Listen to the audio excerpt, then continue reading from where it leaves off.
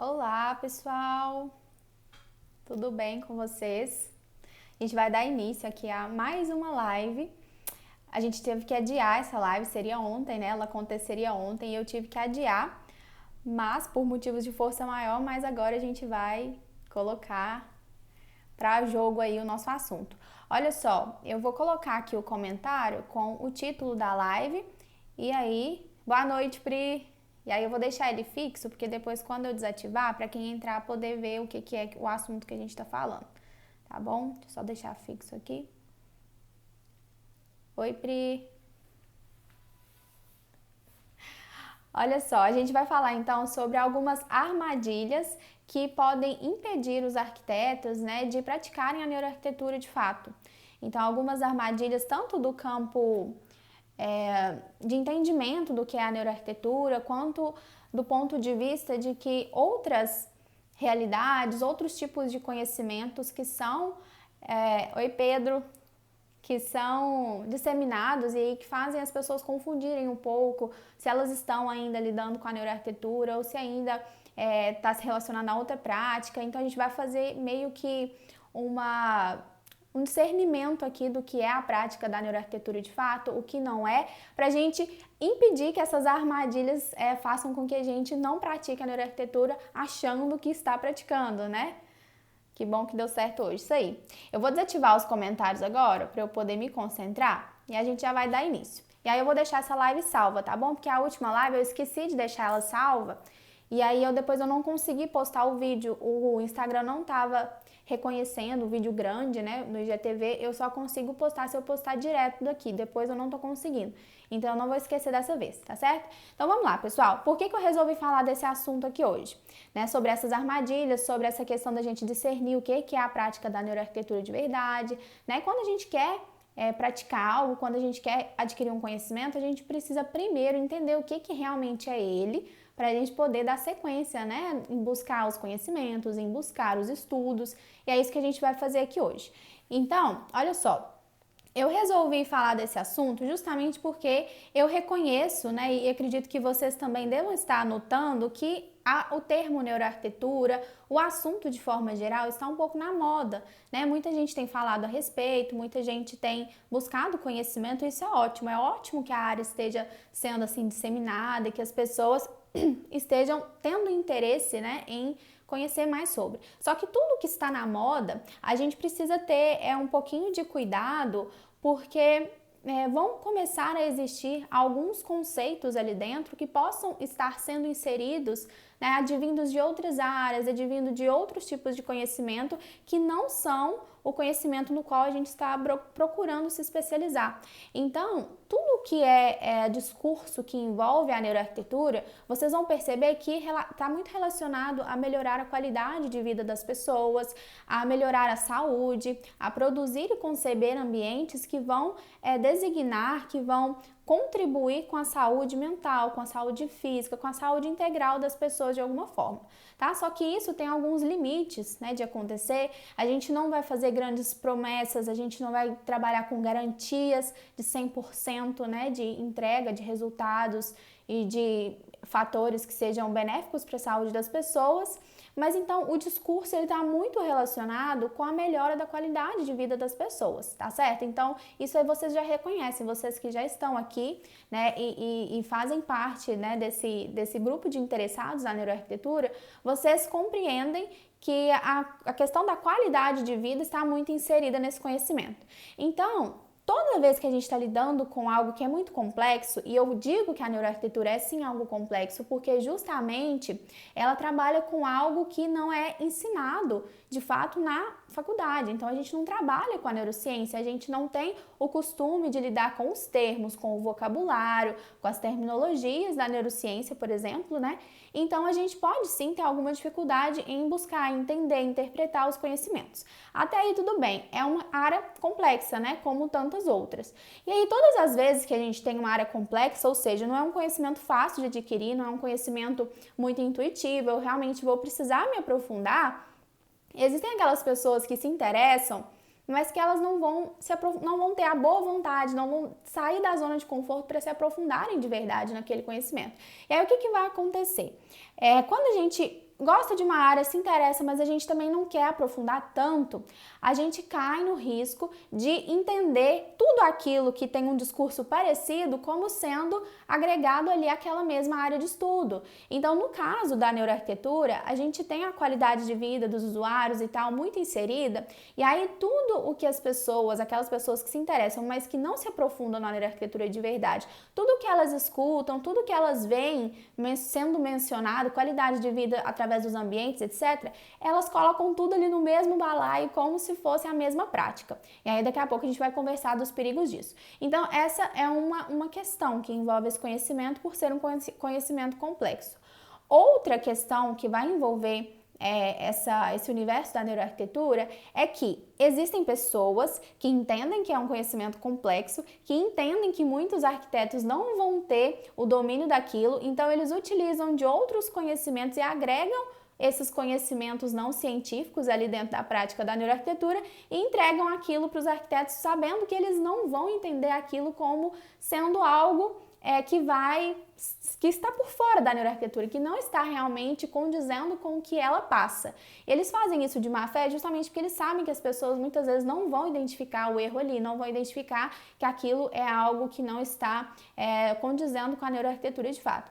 Então, para a gente poder distinguir isso, né, e aí as pessoas às vezes conseguem, não tem aquele olhar de entender assim, será que isso aqui, aquele senso crítico, sabe? Será que isso aqui realmente é da neuroarquitetura? Será que eu utilizar esses princípios, utilizar esses preceitos, eu estou praticando a neuroarquitetura? E a gente vai entender o tanto que é importante você ter certeza do caminho que você está tomando, porque você está colocando a vida do seu cliente, de certa forma, ali naquele jogo, né? Você está, de certa forma, prometendo algumas realidades, no caso dessas pseudociências que podem estar agregadas, inseridas ali em qualquer tipo de conhecimento, e acontece também na neuroarquitetura, é justamente porque você está trabalhando ali com uma vida, com um ser humano. Você está colocando a vida de alguém, né, no ambiente e tudo mais, no jogo ali do seu discurso. Então, isso requer de nós um conceito ético muito certo. E aí, por isso que a gente vai trabalhar isso aqui um pouquinho. Então, olha só, pessoal. A neuroarquitetura, ela está relacionada com a ciência, né? Isso aí vocês já me viram falar, então a gente traz também a arquitetura baseada em evidências para agregar esse nosso conhecimento, que é justamente a gente trabalhar com aquilo que a ciência pode provar, com aquilo que a ciência pode, através dos métodos científicos, né, estudar, pesquisar, abordar e comprovar se aquilo funciona ou não, comprovar se aquilo vai ser generalizável ou não, né? Porque se uma coisa funciona, mas funciona para um grupo muito pequeno de pessoas, aquilo também não é relevante para nós. Porque como que eu vou generalizar de certa forma se aquilo não pode ser provado que pode ser generalizado? Então, a neuroarquitetura é isso, ela está relacionada com a ciência, ela está relacionada com aquilo que a gente vai trazer de conhecimento científico, então a gente não vai dizer que a neuroarquitetura é uma ciência, mas a gente está agregando conhecimentos científicos para ela, porque a gente quer trabalhar com provas, a gente quer trabalhar com realidades que sejam estatisticamente relevantes para nós e para os nossos clientes, né? Então a gente vai buscar informações fora da área da arquitetura, fora da nossa área de formação, fora da nossa área de atuação, né? E aí a gente vai sempre agregar esses estudos para dentro da nossa área, mas estudos sérios, tá certo? Estudos sérios. Então, para a gente poder fazer uma distinção, a gente vai entender que em neuroarquitetura, primeiro de tudo, a gente não oferece cura de nada, né? Porque é um dos discursos que eu mais vejo estarem agregados, né, à neuroarquitetura, é o discurso de cura, é o discurso de uma promessa, de uma garantia de que a pessoa vai ter uma melhora em situação X da saúde dela por causa de determinado elemento de um ambiente, né? E assim, as promessas vão em relação à saúde, mas assim, em diversas áreas e setores da vida, não é nem só a saúde. Então, a neuroarquitetura, ela não trabalha com cura, tá? Com a promessa de cura de forma alguma, a gente não oferece cura de nada. E aí, A gente vai distinguir porque quando vocês virem um discurso que está oferecendo isso, vocês já vão ficar com o pé atrás. Não, peraí, será que isso realmente está condizendo com o conhecimento da neuroarquitetura? Porque o que a neuroarquitetura faz? Ela oferece soluções estatisticamente relevantes e que estatisticamente funcionam. Ou seja, a gente está aumentando a probabilidade, aumentando bastante a probabilidade de determinadas situações melhorarem, de determinados comportamentos serem induzidos, mas eu não trabalho com a garantia de nada. E por que a gente não trabalha com garantia? Porque o indivíduo, a pessoa que está ali, o usuário, ela tem as suas complexidades, ela tem as suas particularidades e por mais que a gente tente atingir e conhecer ao máximo, a gente não vai interferir, né, de forma direta na escolha das pessoas. As pessoas vão poder escolher se elas vão querer comprar determinado produto, se elas vão querer utilizar determinado ambiente da forma como a gente projetou. Então, sempre que a gente fala induzir, influenciar, a gente vai sim fazer isso, mas nunca é uma realidade garantida. Então, se eu, por exemplo, trabalho muito bem um espaço comercial de uma loja, e eu estudo muito bem a persona que vai fazer parte daquele projeto, ou seja, essa persona tendo sido bem estudada por mim, muito provavelmente todos os indivíduos que adentrarem nessa loja e que tiverem ali de acordo com a minha persona, a persona que foi definida para aquele projeto, muito provavelmente ela vai se sentir bem naquele ambiente, ela vai se sentir acolhida, ela vai se sentir à vontade, ela vai se sentir atraída. Até aí tudo bem, porque eu utilizei artifícios, né, por conhecer bem aquela persona, que vão fazer com que ela se sinta dessa maneira no ambiente. Mas eu não posso dizer de forma alguma qual produto, por exemplo, esse cliente vai escolher, esse usuário vai escolher comprar dentro daquela loja. Por quê? Porque isso envolve uma escolha, uma decisão.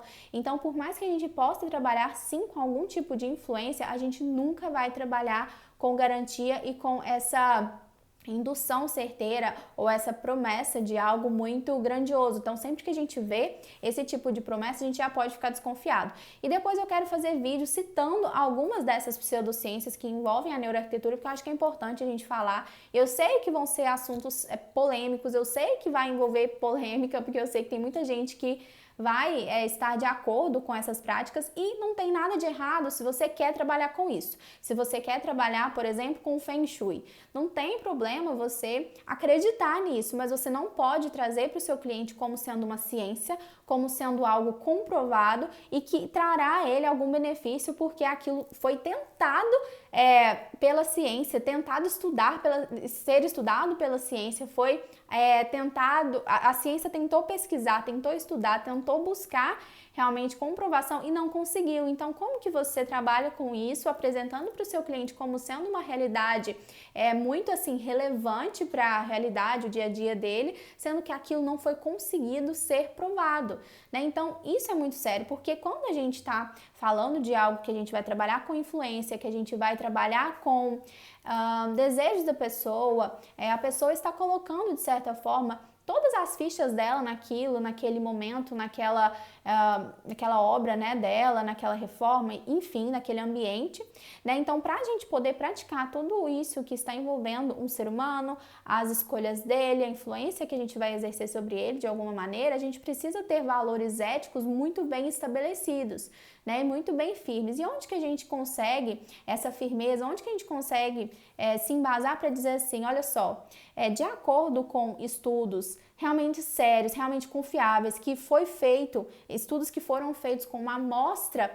muito grande de pessoas, né, pesquisadores certos, etc., para poder garantir que aquilo tem embasamento, aquilo pode sim funcionar, aquilo pode sim gerar resultados, e não é que seja 100%, mas que pode sim, porque a ciência prova. Onde que eu vou conseguir realmente encontrar esse tipo de conhecimento que me coloca na segurança de passar isso para o cliente assim, né, dessa forma? É justamente aquilo que está relacionado com o conhecimento científico, né? Então, por exemplo, se a gente for pensar que você tem que fazer, por exemplo, um tratamento com um psicólogo e você tem um psicólogo X que trabalha com uma abordagem que não tem nenhuma referência científica, não tem nenhuma evidência, e tem um outro que utiliza uma abordagem que muito provavelmente vai te tratar de maneira muito melhor, que você provavelmente vai melhorar porque aquilo tem muita evidência, né, explicando, muita evidência provando aquilo. E você como cliente, você tivesse que escolher, né, você como paciente, né, no caso de um psicólogo, você tivesse que escolher, qual que você escolheria?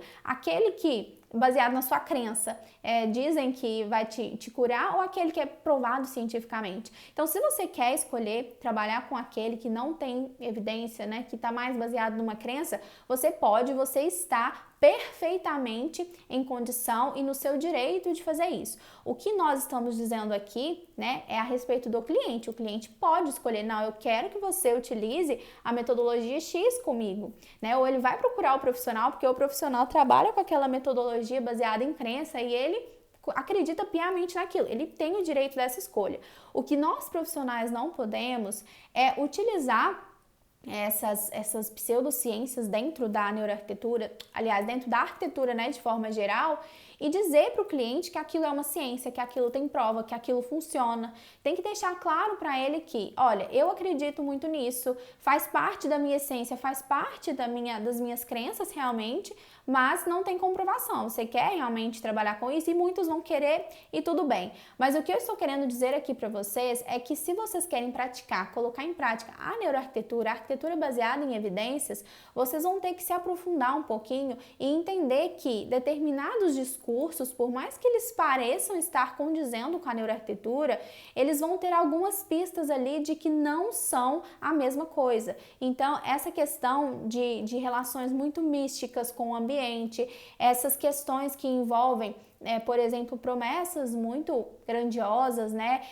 Promessas de cura, de 100% de garantia. Então, essas questões, elas vão fazer com que vocês estejam, se vocês agregarem esse tipo de conhecimento à neuroarquitetura, vai fazer com que vocês, primeiro, estejam achando que estão praticando algo que é relevante e que vai realmente funcionar para o seu cliente e não vai. Então, o seu discurso pode ficar mal afamado, de certa forma, e também a gente cai num perigo muito grande de fazer com que a neuroarquitetura seja vista como uma pseudociência. E isso é algo muito sério, porque as práticas que caem realmente nessa condição de ser pseudociência, elas são totalmente descredibilizadas. Então, perde a credibilidade o profissional, perde a credibilidade a prática, e isso, para a nossa profissão, de forma geral, é muito ruim, né? Então, todas as vezes que a gente tem uma prática aí que, por mais que ela tenha boa vontade, ou seja, a intenção é boa, eu quero fazer com que as pessoas tenham cura, com que as pessoas melhorem, né, de certa forma a saúde dela, tudo isso precisa ter um embasamento, não posso tirar isso da minha cabeça. Então, por que eu coloco isso como sendo grandes armadilhas que as pessoas podem cair no momento de começar a estudar a neuroarquitetura? Porque justamente quando você começar a ouvir alguns termos ali da neuroarquitetura, vai parecer que aquilo faz muito sentido, vai parecer que aquilo realmente traz benefícios, porque melhora a qualidade de vida das pessoas, e realmente. Mas aí vocês, por não se aprofundarem, às vezes vão começar a ouvir outras realidades, outras pseudociências, outros tipos de conhecimento, e vão entender como sendo a mesma coisa. Então, o que a gente vai precisar fazer? Ter um senso crítico muito grande e entender que, se é relacionado à neuroarquitetura, se é relacionado à neurociência, à arquitetura baseada em evidência, vão ser estudos científicos, vão ser estudos sérios. Então, para vocês ativarem esse senso crítico e sempre pensarem assim, tá, essa pessoa está falando isso, vamos ver de onde que ela tirou isso? Vamos ver qual que é a fonte? Vamos ver de onde que vem esse estudo? Certo? E a gente tem estudos iniciais que apontam coisas super legais, mas todas as vezes que os conhecimentos eles não têm assim nenhum embasamento, não se tirou de nenhum ponto científico, isso é uma prática muito perigosa, porque a gente vai sentar com o cliente, a gente vai passar informações para ele e, de certa forma, falar, né, prometer, não de forma garantida, mas prometer alguns recursos que nós podemos utilizar para que ele tenha melhorias na vida dele. Então, ele vai apostar todas as fichas dele naquilo ali, ele vai confiar no profissional que está diante dele, e isso é algo que exige de nós valores éticos muito bem estabelecidos, muito bem, que vão conduzir muito bem todo o processo, tá certo? Então, a gente precisa entender que a neuroarquitetura, ela coloca o ser humano em primeiro lugar.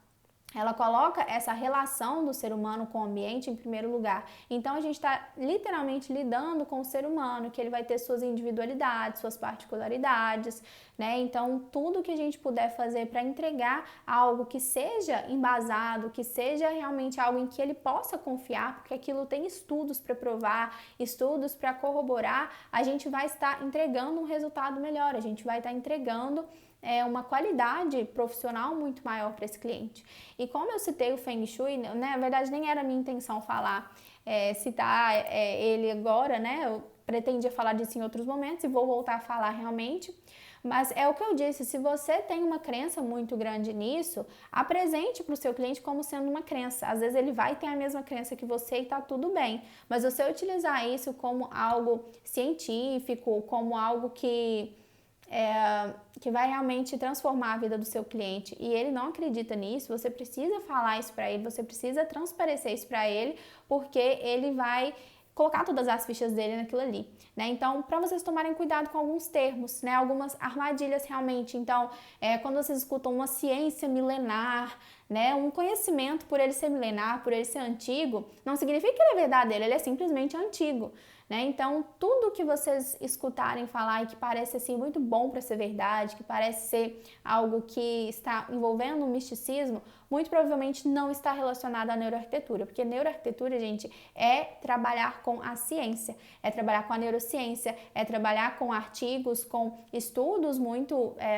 corroborados pela ciência, estudos muito bem feitos através de pesquisadores, através de pessoas que se dispõem a fazer estudos com uma amostra gigantesca de seres humanos para poder ver se aquilo é generalizável, para ver se aquilo é realmente aplicável em diversas áreas, em diversos outros grupos de pessoas, por exemplo, né? Então, tudo que for relacionado à neuroarquitetura vai ter a ciência ali por trás, e não que a neuroarquitetura seja uma ciência, mas ela vai utilizar da ciência para poder se desenvolver, se desenrolar, tá certo? Então, nesse meio do caminho, enquanto vocês estiverem começando a praticar a neuroarquitetura, começando a entender um pouquinho melhor sobre a neuroarquitetura, vocês vão se deparar com outros conhecimentos que podem utilizar do vocabulário, dos jargões aí da neurociência, de física quântica, por exemplo. Então, tudo quanto é tratamento quântico, a gente ouve falar muito isso, e como a gente não tem muita ideia do que é que essas coisas significam, como os nomes são difíceis, a gente tende a achar que aquilo é verdadeiro. Então, tenham muito senso crítico, porque nesse meio do caminho vocês vão ser bombardeados de outros tipos de conhecimentos, né, que não são científicos, que não são da neuroarquitetura. Se vocês escolherem optarem por praticar eles, tudo bem, mas não coloquem como sendo neuroarquitetura e deixe isso bem claro para o seu cliente, tá certo? Que não são práticas provadas pela ciência, mas que você acredita muito, e tudo bem. Se ele quiser, né, ele vai poder escolher, porque ele está no direito de escolha dele. Mas se é neuroarquitetura, se é ciência, se é neurociência aplicada à arquitetura, arquitetura baseada em evidência, o buraco é mais embaixo. A gente vai sempre trabalhar com aquilo que pode ser provado para entregar para o cliente algo que ele possa realmente confiar e algo que tenha estatisticamente, né, maior probabilidade de acontecer e de funcionar na vida dele. Então, lembrando sempre, neuroarquitetura trabalha com ciência e trabalha com o ser humano. O ser humano está no centro dos projetos arquitetônicos, e isso é o mais legal, né? Isso é o mais bonito. Então, a gente sempre trabalhar com os valores éticos muito bem estabelecidos, a gente vai fazer com que a neuroarquitetura cresça e se dissemine de uma forma correta, né? E não se enquadre de forma alguma em uma categoria de pseudociência, porque longe disso, ela não quer se passar por ciência, ela quer simplesmente utilizar a ciência para realizar ali as suas práticas, tá certo? Então, se há alguma coisa relacionada à ciência milenária, etc., se colocar como ciência, como o Feng Shui, por exemplo, pode ter certeza que é uma pseudociência, que a maioria dos profissionais já reconhece como sendo, e se você quer praticar, tudo bem, mas não são a mesma coisa que neuroarquitetura de forma alguma, tá? Podem ter um discurso de melhoria de qualidade de vida e etc., mas a qualidade de vida entregue pela neuroarquitetura é uma qualidade de vida provada pela ciência, corroborada por estudos científicos, tá bom? Então, pessoal, a live vai ficar por aqui hoje. Agradeço por todo mundo que participou. Vou deixar ela salva e na semana que vem a gente volta com mais lives, tá bom? Bom final de semana para todo mundo, boa sexta-feira. Tchau, tchau, pessoal!